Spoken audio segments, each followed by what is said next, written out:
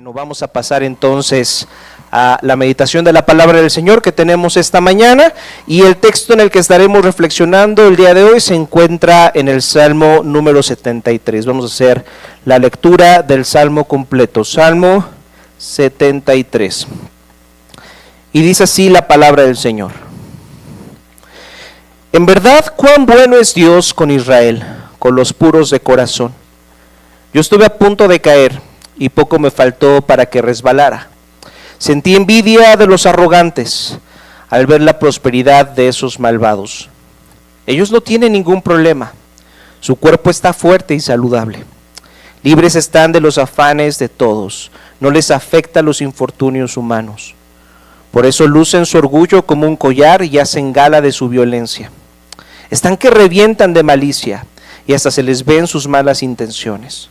Son burlones, hablan con doblez, y arrogantes oprimen y amenazan. Con la boca increpan al cielo, con la lengua dominan la tierra. Por eso la gente acude a ellos y cree todo lo que afirman. Hasta dicen, ¿cómo puede Dios saberlo? ¿Acaso el Altísimo tiene entendimiento? Así son los impíos, sin afanarse aumentan sus riquezas. En verdad, ¿de qué me sirve mantener mi corazón limpio y mis manos lavadas de la inocencia? Si todo el día me golpean y de mañana me castigan. Si hubiera dicho, voy a hablar como ellos, habría traicionado a tu linaje. Cuando traté de comprender todo esto, me resultó una carga insoportable, hasta que entré en el santuario de Dios. Allí comprendí cuál será el destino de los malvados.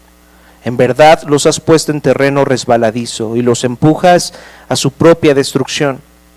En un instante serán destruidos, totalmente consumidos por el terror, como quien despierta de un sueño. Así, Señor, cuando tú te levantes, desecharás su falsa apariencia.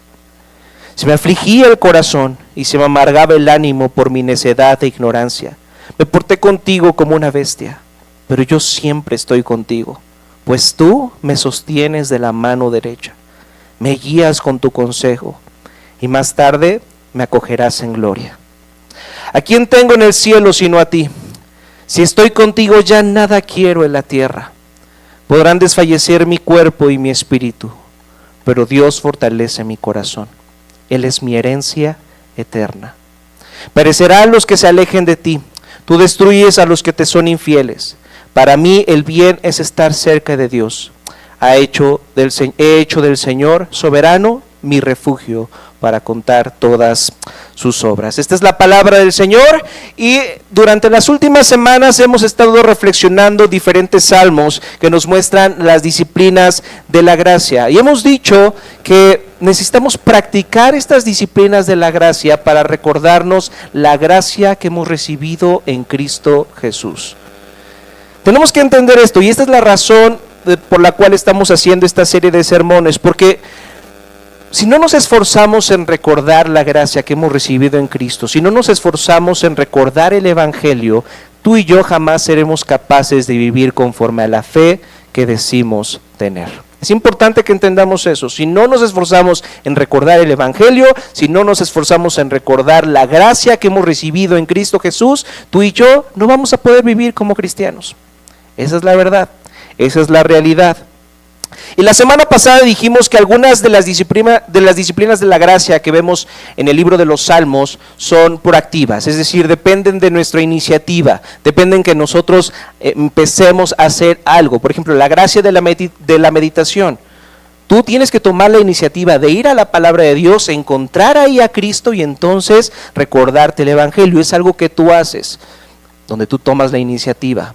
Pero hay otras disciplinas que son reactivas, es decir, que dependen de nuestra reacción hacia ciertas fuerzas que tienen el poder de descarrilarnos por completo de manera espiritual. Aquellas cosas que nos hacen perder el ánimo, que llegan a nuestra vida, que no las buscamos, pero llegan a nuestra vida, y si entonces nosotros no nos esforzamos en recordar la gracia que es en Cristo Jesús, esas circunstancias van a descarrilarnos por completo.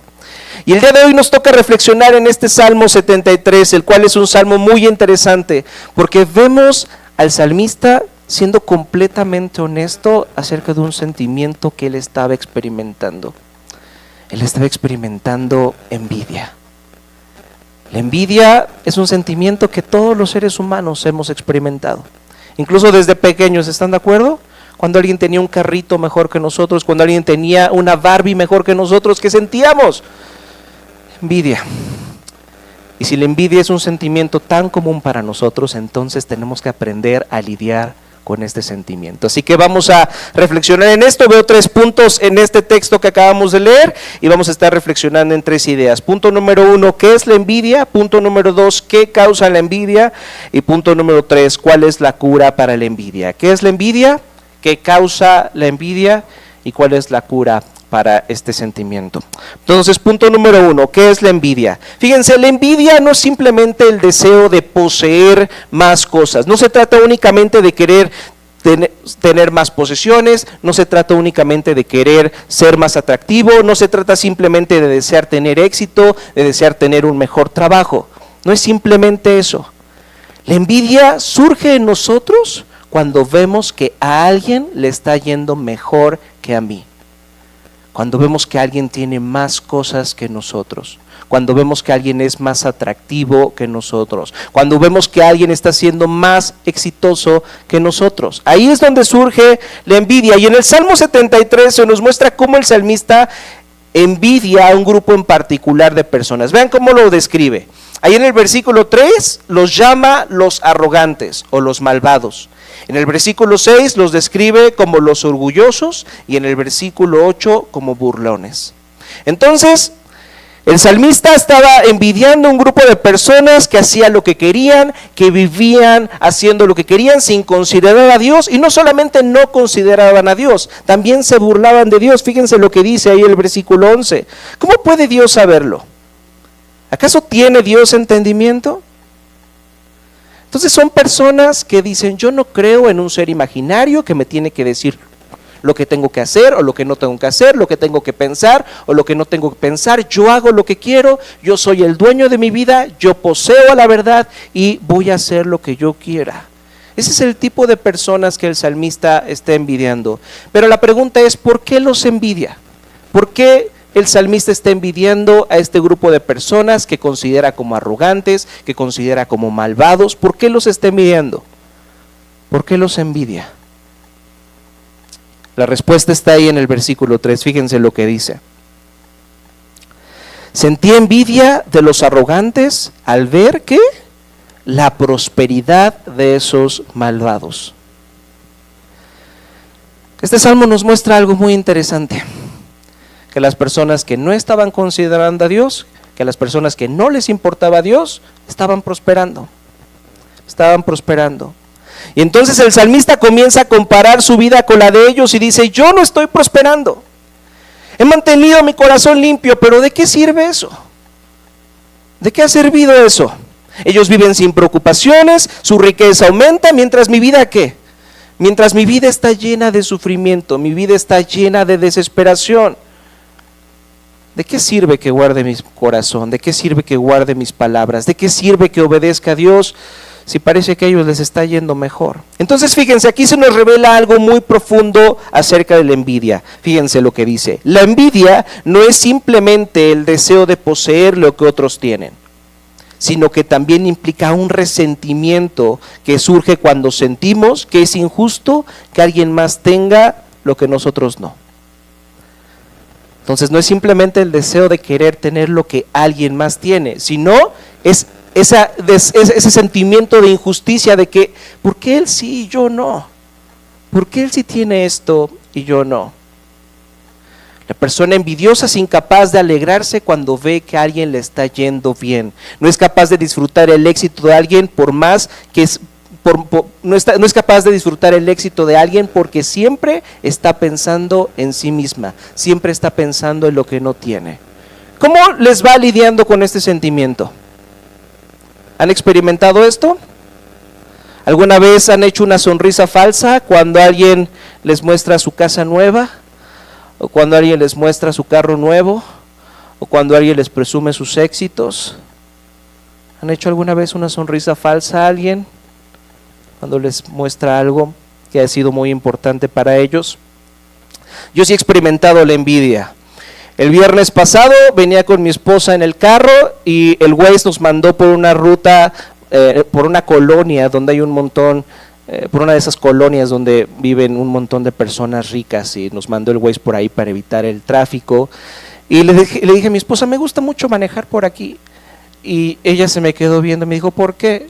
Le dije, pues porque están bonitas las calles. Y le dije, también está padre ver las casas y los carros que nunca voy a tener.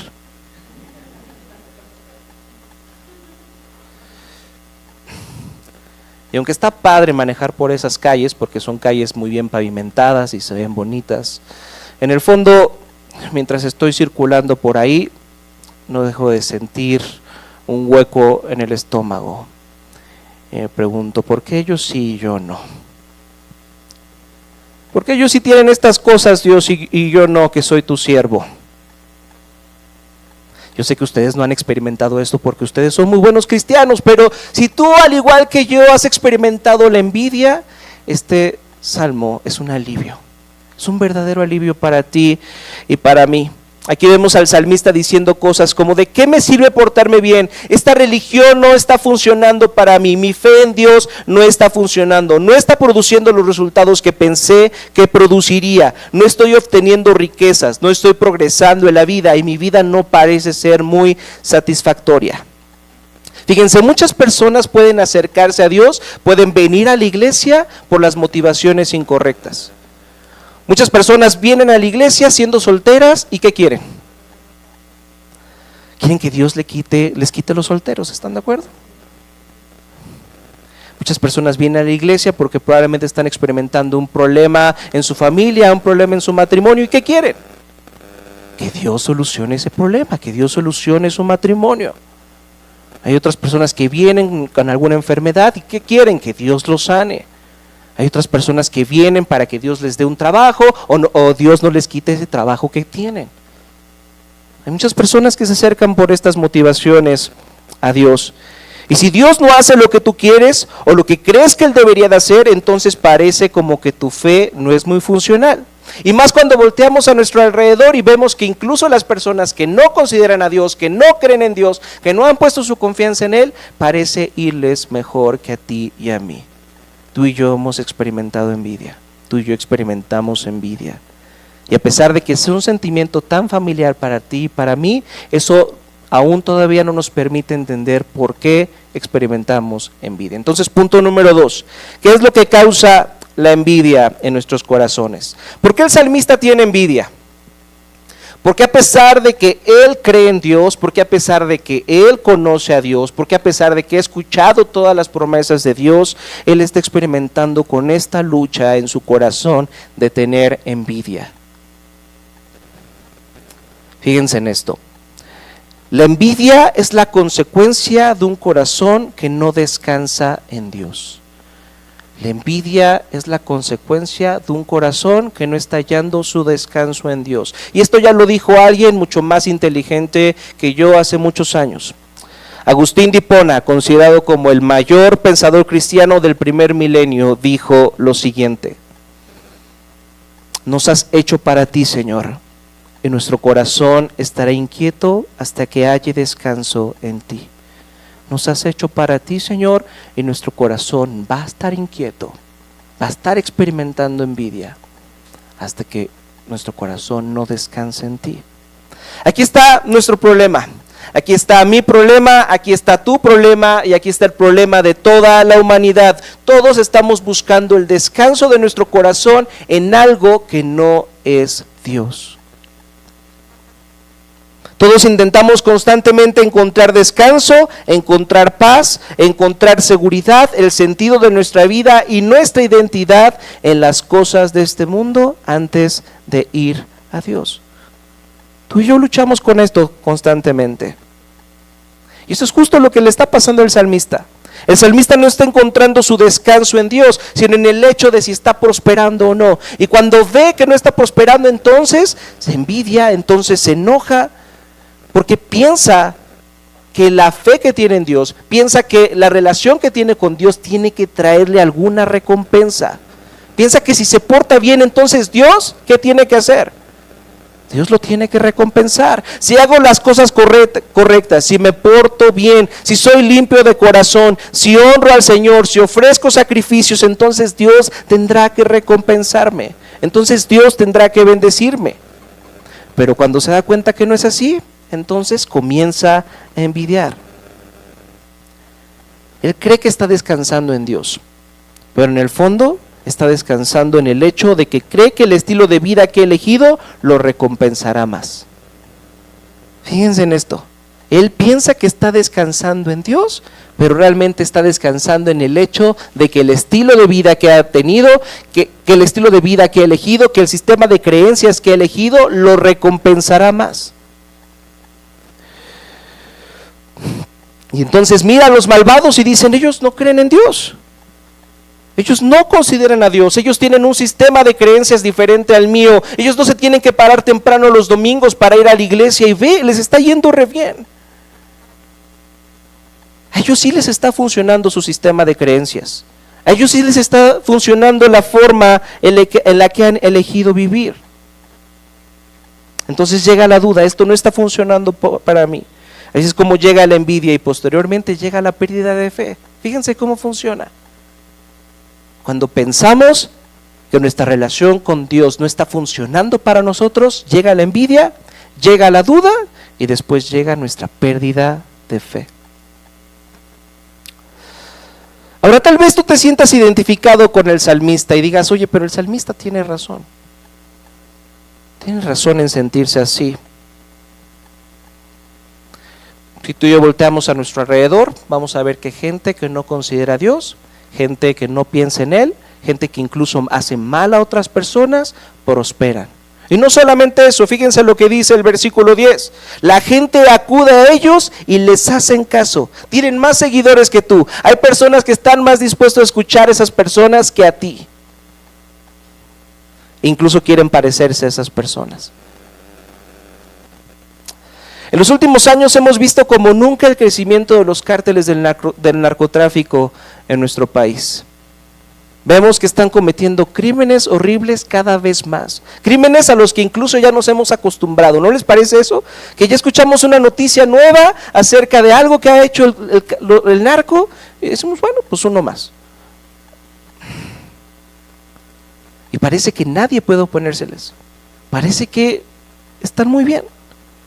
Parece que todo les va saliendo perfecto. Y escuchaba un podcast en la semana y decían que muchos estudiantes están saliendo de las escuelas. Muchos niños, muchos jóvenes ya no quieren ir a la escuela, ya no les motiva a ir a la escuela, porque tienen la esperanza de que en algún momento los reclute el narco. Entonces piensan que esa vida va a ser mucho mejor, va a ser mucho más provechosa, va a ser mucho más próspera que el hecho de estudiar una carrera profesional. Esa es la realidad de nuestro México. Los jóvenes ya no quieren estudiar una carrera profesional, quieren unirse al narco.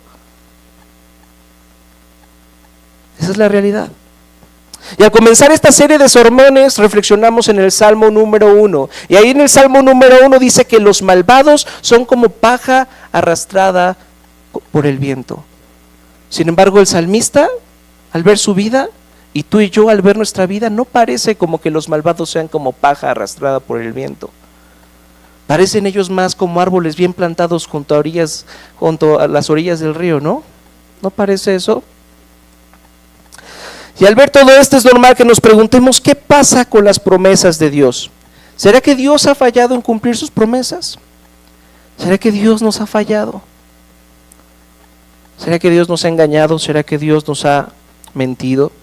¿Se dan cuenta cómo esto que está experimentando el salmista es completamente lícito? ¿Es normal que esté experimentando este enojo, esta envidia? Así como es normal que tú y yo lo experimentemos al ver cómo este mundo no funciona como debería de funcionar y que a los malvados les está yendo mejor que a las personas que buscamos a Dios, que vamos a Él y nos refugiamos en Él.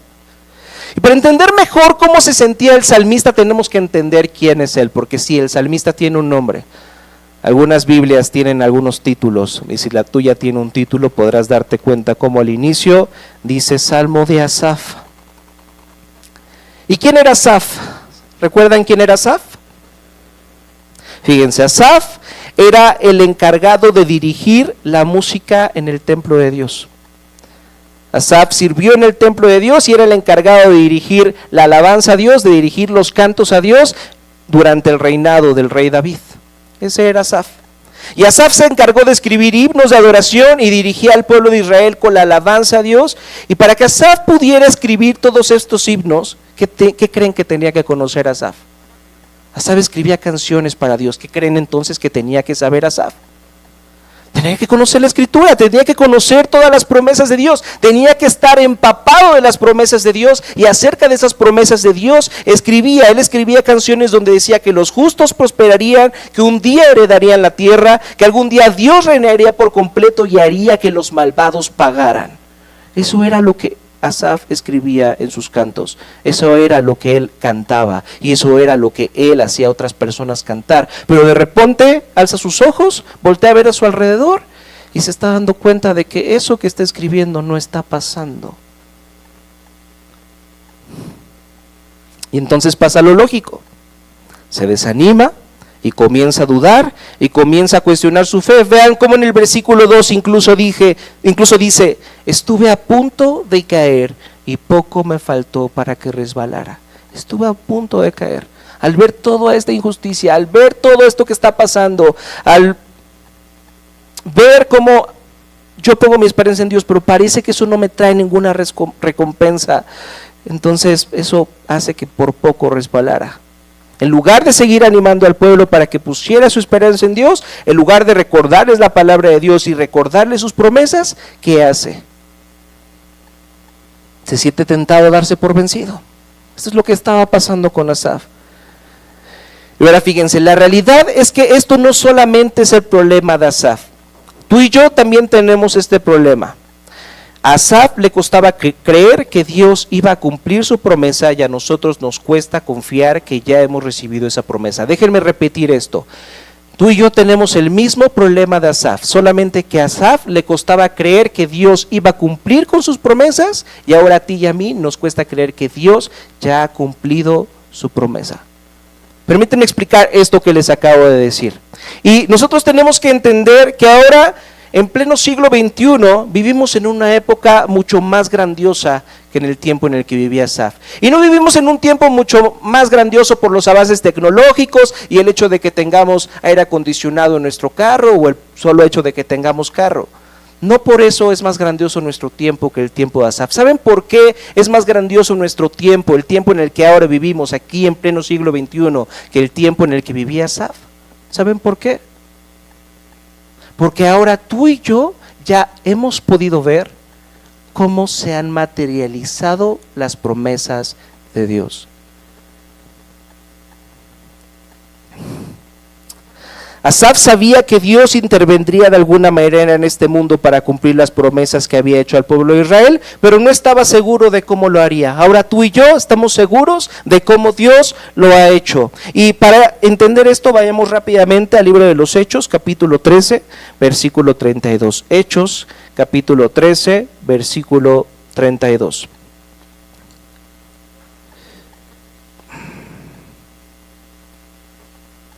Hechos 13, versículo 32. Fíjense lo que dice ahí. Fíjense lo que el apóstol Pablo nos está diciendo ahí. Dice: nosotros les anunciamos a ustedes las buenas nuevas respecto a la promesa hecha a nuestros antepasados. Dios nos la ha cumplido plenamente a nosotros, los descendientes de ellos. ¿Al qué? Al resucitar a Jesús.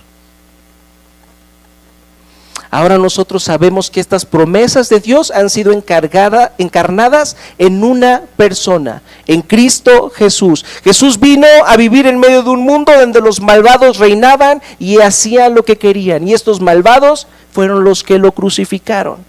Pero ahora tú y yo, a través de su vida, a través de su muerte y de su resurrección, sabemos que nuestra esperanza no está en este mundo roto, no está en este mundo donde las cosas no funcionan como deberían de funcionar. Tú y yo tenemos una esperanza mejor.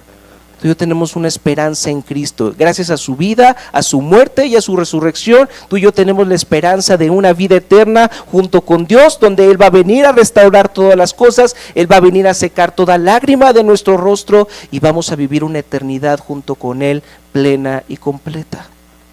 Si tú has puesto tu confianza en Cristo Jesús, tú tienes tu esperanza puesta en un futuro venidero donde todo va a ser completamente restaurado. Pero ¿saben qué? No solamente nuestra esperanza está en un futuro cuando Cristo venga por segunda vez. Ahora tú y yo ya tenemos a Cristo aquí para nosotros. Él es nuestra porción. Él es nuestra herencia eterna. Y hace un momento comenté que cuando sentimos envidia, en el fondo sentimos la sensación de que Dios nos debe algo, de que Dios nos ha fallado. ¿Has sentido eso? ¿Has experimentado eso cuando tienes envidia? Que Dios te ha fallado en algo, que Dios no ha hecho algo que debería de hacer. Pero ahora en Cristo sabemos que Dios ya no nos debe nada. Él ha provisto todo lo que necesitamos, y lo que tú y yo necesitamos era un Salvador. Era alguien que se hiciera cargo del pecado y la maldad que hay en nuestro corazón, y ese Salvador es Cristo Jesús. Dios ya nos ha provisto de todo lo que tú y yo necesitamos. Ahora la pregunta es, si Cristo es todo lo que tú necesitas, ¿realmente Cristo te satisface? ¿Realmente Cristo te satisface? Tenemos que ser honestos. ¿Realmente Cristo te satisface a pesar de que no tienes la vida que te gustaría tener? ¿Realmente la salvación que has recibido en Cristo te satisface a pesar de que no tengas el carro que quieres? ¿A pesar de que no tengas la casa que quieres? ¿A pesar de que no tengas la familia que quieres? ¿Realmente la salvación en Cristo te satisface aunque no tengas el esposo y la esposa que quieres? Tenemos que preguntarnos eso. Y si somos honestos con nosotros mismos, podemos darnos cuenta de que nuestros corazones no están satisfechos en Cristo, no están descansando en Él, y por lo tanto, como dijo San Agustín, estamos inquietos y por lo tanto sentimos envidia. Entonces, ¿cómo podemos hallar la cura para este sentimiento? ¿Cómo es que podemos hallar la cura para esta condición en la que estamos tú y yo? ¿Cómo es que podemos encontrar la cura para nuestra envidia? Vayamos entonces a nuestro punto número 3. ¿Cuál es la cura para la envidia? ¿Cómo es que el salmista Asaf encontró una solución para lidiar con su envidia? Fíjense, vea lo que dice el versículo 16. Dice: cuando traté de comprender todo esto, me resultó una carga insoportable. ¿Qué quiere decir con esto el salmista? ¿Qué quiere decir con esto cuando dice, cuando intenté comprender todo esto, me resultó una carga insoportable? Fíjense, el salmista miró su propia vida y se dio cuenta de que él estaba luchando con la idea de que Dios lo amaba, pero al mismo tiempo su vida no era lo que él quería. ¿Has experimentado esto? ¿Has experimentado el hecho de intentar convencerte a ti mismo de que Dios te ama, pero al mismo tiempo tu vida no parece como que Dios te amara tanto? Bueno, si me amas Dios tanto como dices, ¿por qué tengo esta enfermedad? Bueno, si Dios me amaras tanto como dices, ¿por qué tengo que experimentar esta circunstancia difícil? Bueno, Dios, si me amaras tanto como dices, ¿por qué tengo que experimentar esta vergüenza tan terrible? ¿Han experimentado eso? ¿Se han intentado convencer ustedes mismos en algún momento de que Dios les ama, pero su vida no parece ser un reflejo de ese amor que Dios les dice tener? ¿Cómo se sentirá eso? ¿Cómo se sentirá el hecho de intentar convencernos a nosotros mismos de que Dios nos ama, y cuando vemos nuestra vida, no parecería eso? ¿Cómo se sentirá eso? ¿No será algo doloroso? ¿No se experimentará como una carga muy pesada? Pero fíjense, fue este momento doloroso lo que llevó al salmista a entender que necesitaba ayuda, que él no tenía las respuestas, y eso lo llevó a hacer algo radical. Vean cómo continúa el versículo 16. Cuando traté de comprender todo esto, me resultó una carga insoportable. Cuando intenté darme cuenta de tu amor, Dios, y al mismo tiempo ver que a los que no te consideran les va mejor que a mí, eso me resultó una carga insoportable, un dolor insoportable, hasta que entré en el santuario de Dios. El salmista fue al santuario de Dios para encontrar respuestas. Acude a su templo porque sabe que solo Dios tiene la sabiduría y la autoridad para explicarle las cosas y ayudarle a entender la realidad de lo que está sucediendo en el mundo, pero no solamente ayudarle a entender lo que está pasando en el mundo, sino también lo que está pasando en su corazón.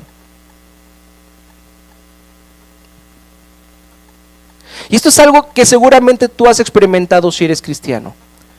En algún momento has experimentado algo que te ha humillado. Has experimentado algo que es muy doloroso. Y de repente te preguntas, oye, ¿por qué estoy en esta situación? Esto no me puede estar pasando a mí. Esto no puede estar pasándome a mí. Y cuando estás en esa situación tan dolorosa, cuando estás en medio de esa situación tan humillante, te das cuenta de que tú no tienes todas las respuestas. Te das cuenta de que estás muy confundido. Y entonces, si tú eres un cristiano, esa confusión, esa humillación, tiene que llevarte a Dios. Hemos dicho muchas veces esto: si tú eres un cristiano, no es porque tú quieras ser cristiano. Ser cristiano no es algo que tú quieres. Ser cristiano es algo que te pasa. Y de repente Dios permite que pases por una circunstancia difícil, una situación humillante que te hace darte cuenta de que tú no puedes solo y que necesitas ayuda externa. Son las circunstancias adversas las que nos llevan a encontrarnos con Cristo. Eso es lo que le pasó al salmista. Y entonces cuando el salmista se acerca a Dios y a su palabra, comienza a comprender la realidad y se da cuenta de algo muy interesante. Se da cuenta de que la interpretación de la realidad o de lo que él consideraba la realidad está completamente distorsionada. Está completamente distorsionada, pero es hasta que va a Dios, entra en su templo, que comprende esto. Y entonces vean lo que dice en el versículo 17. Allí, en el templo, comprendí cuál será el destino de los malvados. En verdad los has puesto en terreno resbaladizo y los empujas a su propia destrucción. En un instante serán destruidos, totalmente consumidos por el terror, como quien despierta de un sueño. Así, Señor, cuando tú te levantes, desecharás su falsa apariencia. Fíjense, el salmista se está dando cuenta en este momento de lo terrible que es una vida alejada de la misericordia de Dios. De lo terrible que es una vida alejada de la gracia, del perdón, del amor de Dios. Y comprendió que aquellos que se están alejando de Dios no terminarán bien y que su aparente éxito que están experimentando en este tiempo es momentáneo, desaparecerá, así como alguien despierta de un sueño, así desaparecerá. Y tal vez alguien está pensando en este momento, ahí van otra vez estos cristianitos con su caldito de pollo para el alma, intentando justificar el dolor y el sufrimiento que experimentan en este mundo, consolándose en el hecho de que los malvados algún día desaparecerán y pagarán y ellos van a vivir una eternidad con su Diosito y les va a ir muy bien. Ahí están los cristianitos justificando su dolor y su sufrimiento en este mundo, pensando, consolándose de que al final los malvados van a pagar. Pero ¿saben una cosa? No creo que el salmista esté haciendo esto. No creo que el salmista esté celebrando el hecho de que en algún momento Dios hará justicia y los malvados van a pagar. Más bien creo que el salmista por fin se está dando cuenta de que el problema no solamente son las personas que él considera como malvados, aquellos a los que llama arrogantes, impíos y orgullosos, sino que por fin se está dando cuenta que el problema está también en su propio corazón. Fíjense cómo se describe a sí mismo cuando estaba amargado porque envidiaba a los demás. Fíjense cómo dice el versículo 22, por mi necedad e ignorancia me porté contigo como una bestia. Me porté contigo como un animal, Dios. El salmista se está viendo a sí mismo como un pecador y por fin se da cuenta de que él no es mejor que las personas que envidiaba. Se está dando cuenta que él era igual que ellos, que solamente se comportaba de una forma diferente, obedecía, cuidaba sus palabras y aparentaba ser una buena persona, pero al final quería lo mismo que los demás. Al final quería lo mismo que los demás. No quería a Dios. Quería éxito, quería poder y quería prosperidad. Fíjense, dos personas radicalmente opuestas buscando lo mismo de maneras diferentes. Unas por un lado sin tomar en cuenta a Dios, sin tomarlo en cuenta, sin considerarlo, sin buscarlo, buscando tener poder, buscando tener éxito, buscando tener más, prosperar, y otras personas obedeciendo a Dios, intentando ser buenas personas, intentando ser muy religiosos, pero al final lo que querían era lo mismo, que Dios los prosperara, que Dios les diera el éxito que ellos querían, que Dios les diera lo que ellos querían. Qué formas tan diferentes, pero al mismo tiempo formas de rechazar a Dios, forma de no querer tener nada que ver con Él, sino usarlo para que Él me bendiga. ¿Será que eso nos puede pasar a nosotros también? ¿Será que esto que estaba experimentando el salmista, que le estaba pasando al salmista, nos puede pasar a nosotros, que nos acerquemos a Dios, no por quién es Él, sino por lo que podemos obtener de Él? Entonces el salmista se da cuenta de su propia maldad, de su propio pecado, de su egoísmo, y llega a una conclusión maravillosa. Se da cuenta de que si ahora es parte del pueblo de Dios, no es porque Él se lo merezca, sino porque Dios ha tomado la iniciativa. Vean lo que dice el versículo 23. Pero yo siempre estoy contigo, pues tú me sostienes de la mano derecha, me guías con tu consejo, y más tarde me acogerás en gloria. ¿Se dan cuenta de lo maravilloso de este versículo? Señor, yo estoy contigo, pero no porque me haya esforzado, sino porque tú me sostienes, porque tú me has tomado de tu mano. Tú no te esperaste, Dios, a que yo dejara de sentir envidia, a que yo dejara de sentirme como la persona más desdichada del mundo para venir a acercarte a mí. No, Señor, tú me sostienes. Tú me sostienes a pesar de mi envidia. Tú me sostienes a pesar de mi arrogancia. Tú me sostienes a pesar de que deseo otras cosas en este mundo antes que a ti. Tú me sostienes. Estoy contigo no por mi desempeño. Estoy contigo porque tú quieres que yo esté contigo. Eso es lo que se dio cuenta el salmista. Y es maravilloso. Y algo impresionante de esto es que por fin el salmista dejó de sentir esa carga pesada. Ya no estaba confundido, sino que por fin se sentía liberado y se dio cuenta de que su relación con Dios no depende de él, sino que su relación con Dios depende de Dios mismo, que Dios es el que tiene la última palabra.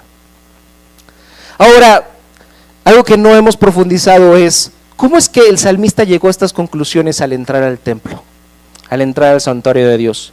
¿Será que de repente entró al templo y por ósmosis, por una experiencia sobrenatural, todo esto vino a su mente y por fin comprendió esto? ¿Cómo entonces el salmista llegó a esta conclusión al entrar al templo?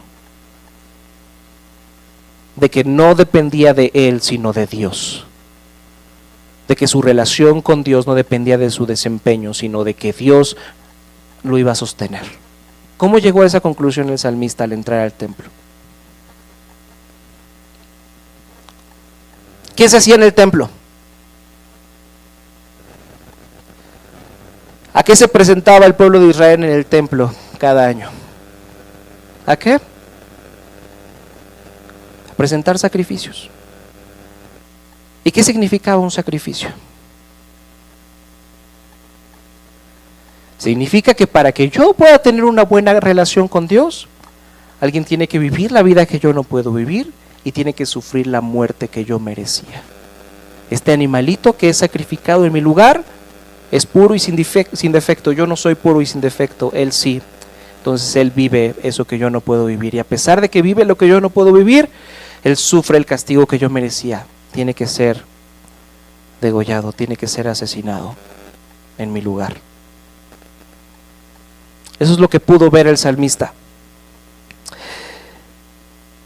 El autor de Hebreos nos dice que Jesucristo es ese sacrificio final, que Cristo es el sacrificio final al que todos los demás sacrificios del Antiguo Testamento apuntaban. Entonces el salmista por fin pudo comprender que Dios algún día enviaría a alguien que tomaría su lugar para limpiarlo de todo pecado y así por fin poder estar ante Dios. ¿Y saben qué fue lo que pasó con el salmista cuando entendió que Dios proveería a alguien en el futuro que viviría la vida que él no podía vivir y que sufriría la muerte que él merecía? ¿Saben a qué llevó el salmista a entender todo esto?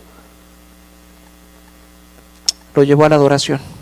Vean lo que dice el versículo 25. ¿A quién tengo en el cielo sino a ti? Si estoy contigo, ya nada quiero en la tierra. Podrán desfallecer mi cuerpo y mi espíritu, pero Dios fortalece mi corazón. Él es mi herencia eterna. Él sentía envidia, el salmista sentía envidia porque anhelaba tanto tener las cosas de este mundo que no tenía. Pero cuando vio la provisión de Dios, se dio cuenta de que nada en este mundo se puede comparar con el amor y la gracia que Dios nos ofrece de manera gratuita. Ahora tú y yo sabemos que Cristo es la forma en la que Dios ha decidido mostrarnos su amor, su perdón y su gracia. Esa salvación se nos ofrece ahora a ti y a mí de manera gratuita. La pregunta es, ¿tú puedes decir, al igual que el salmista, si tengo a Cristo ya nada quiero en la tierra? ¿Realmente puedes decir eso?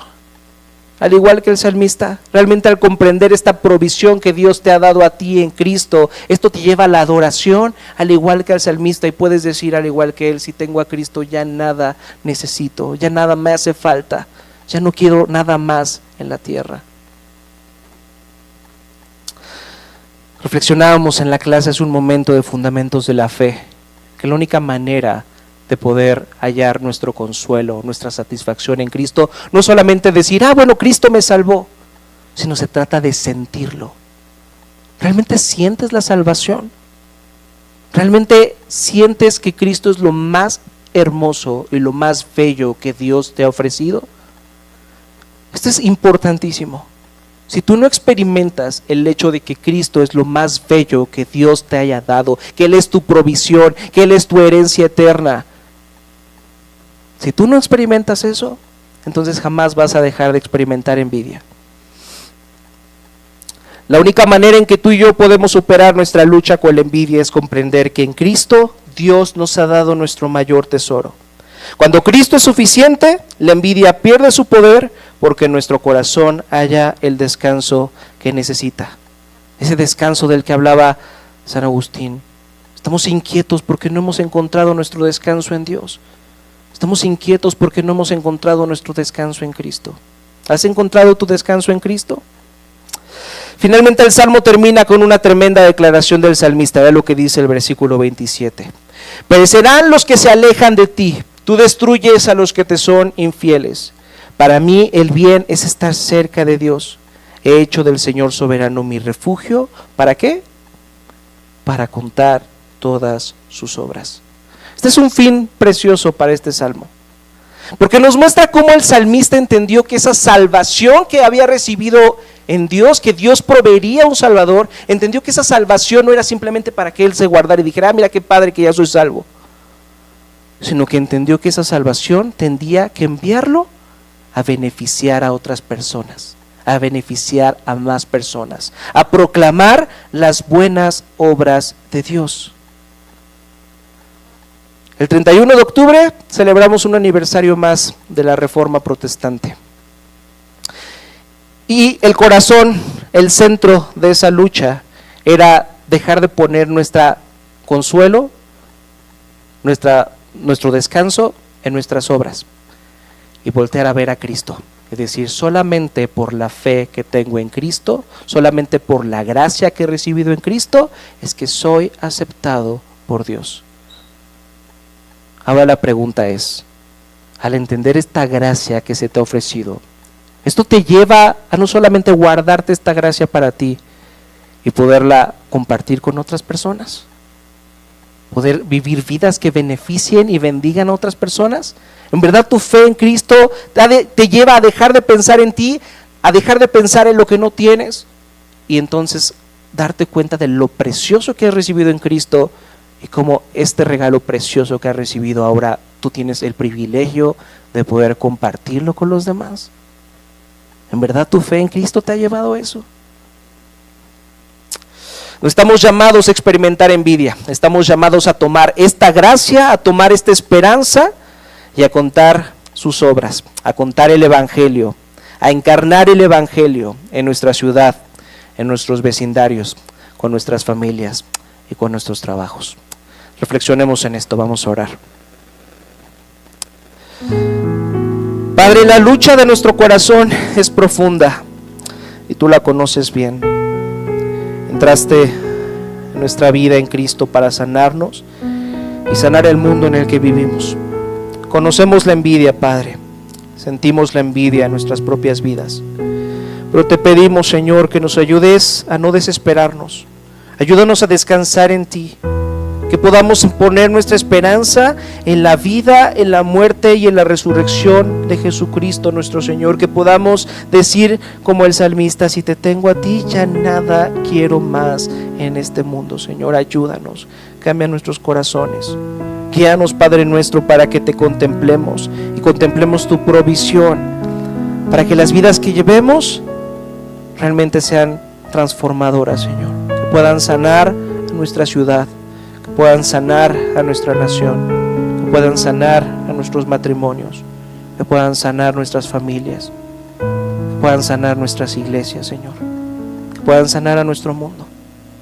Te lo pedimos, Padre, cambia nuestros corazones, que podamos ver a Cristo, lo más hermoso que tenemos, nuestra herencia eterna. Te lo pedimos en el nombre precioso de tu Hijo Jesucristo. Amén.